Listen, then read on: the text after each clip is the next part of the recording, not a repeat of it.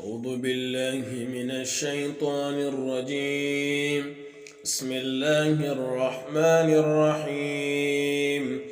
لا أقسم بيوم القيامة ولا أقسم بالنفس اللوامة. أيحسب الإنسان أن لن نجمع عظامه بلى قادرين على أن نسوي بنانه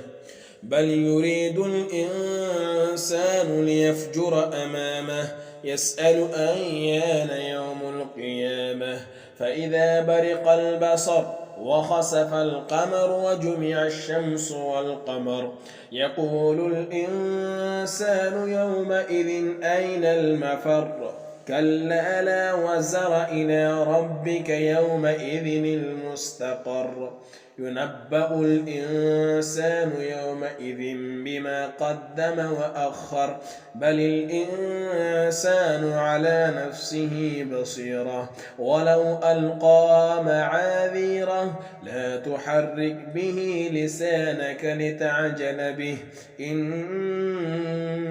علينا جمعه وقرآنه فإذا قرأناه فاتبع قرآنه ثم إن علينا بيانه كلا بل تحبون العاجلة وتذرون الآخرة وجوه يومئذ ناظرة إلى ربها ناظرة ووجوه يومئذ باسرة تظن أن يفعل بها فاقرة كلا إذا بلغت التراقي وقيل من راق وظن أنه الفراق والتفت الساق بالساق إلى ربك يومئذ المساق فلا صدق ولا صلى ولكن كذب وتولى ثم ذهب إلى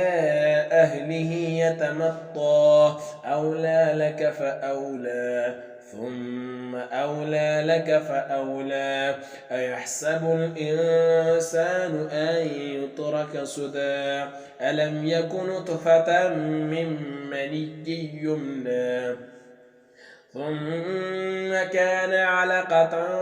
فخلق فسوى فجعل منه الزوجين الذكر والأنثى أليس ذلك بقادر على أن يحيي الموتى